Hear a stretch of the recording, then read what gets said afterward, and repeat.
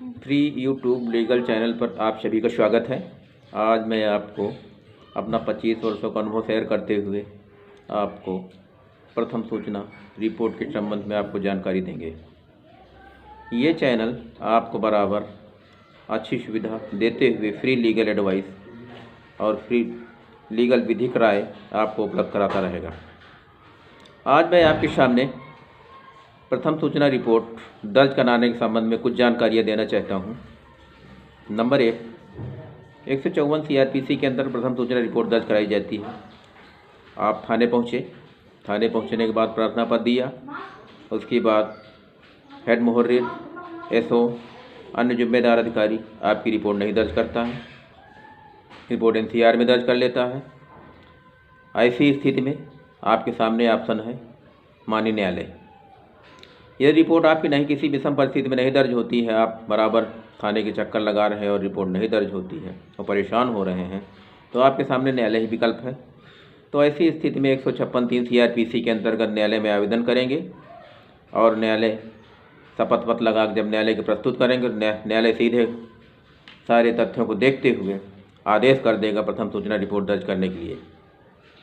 और न्यायालय में आदेश के बाद जब थाने पहुँचेगी, सीधे रिपोर्ट दर्ज इंस्पेक्टर को और कोतवाल इंस्पेक्टर या दीवान को सीधे रिपोर्ट दर्ज करनी होगी।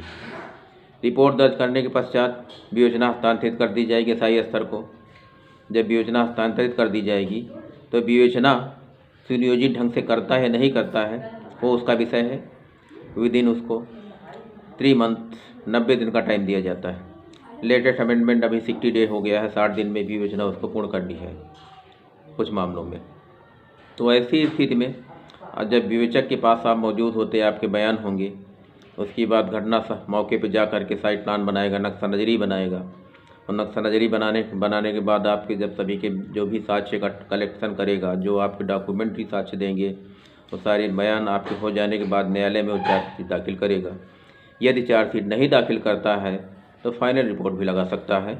ये विवेचना का विशेष अधिकार होता है। ऐसी स्थिति में आप न्यायालय में बीच में आपको अगर शंका उत्पन्न हो रही है कि हमारे संबंध में विवेचक महोदय FR लगा सकते हैं, तो आप न्यायालय से रिक्वेस्ट करके एक एप्लीकेशन अपनी आख्या जो है विवेचना की प्रगति जो है विदिन 30 डेज बाद आप मांग सकते हैं। 30 दिन बाद आप इसकी प्रगति मांग सकते हैं कि हमारे संदर्भ में माननीय न्यायालय द्वारा ये बताया जाए, विवेचक को निर्देशित किया जाए कि इस संबंध में क्या प्रगति हुई।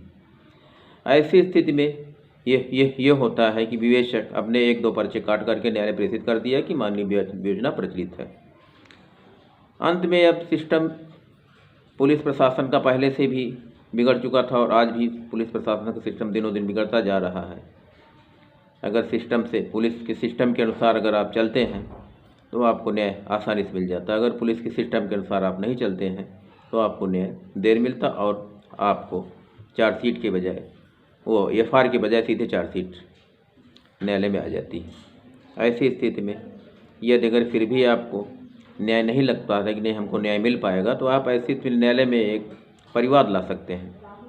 156(3) CRPC का प्रार्थना पत्र जब न्यायालय में देंगे, उस संबंध में न्यायालय ऐसी स्थिति बन जाती है कि न्यायालय अगर 156(3) में FIR अगर नहीं दर्ज करने का आदेश देती है तो उसी स्थिति में परिवाद के रूप में भी दर्ज हो जाता है।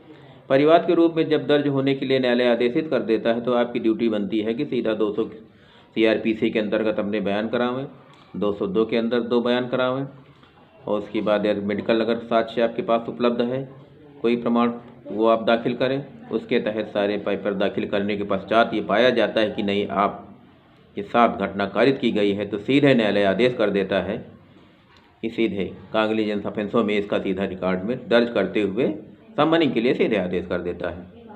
जब सीधा आदेश समनिंग के लिए हो जाता है तो पार्टी को नोटिस जाती है और न्यायालय उपस्थित होकर के उन धाराओं में जमानत कराती है और न्यायालय से प्रेयर करती है कि आगे मुकदमा उसके अगेंस्ट बराबर ट्रायल के रूप में चले। ऐसी स्थिति में मुकदमा जब आपका ट्रायल शुरू हो जाता है तो उस समय भी आपकी ड्यूटी बनती है कि जो भी आपके साथ घटना कारित की गई है बराबर उसका स्टेटमेंट न्यायालय में रिकॉर्ड करावें और अपने बयान दें। बयान देने के बाद जब न्यायालय आपको पाता है कि नहीं ठीक आपके खिलाफ अगेंस्ट अपराध हुआ है तो न्यायालय आपको सज़ा देगा। ये मेन ड्यूटी आवेदक की होती है, वो किस तरीके से अपने मामले को प्रूफ करता है।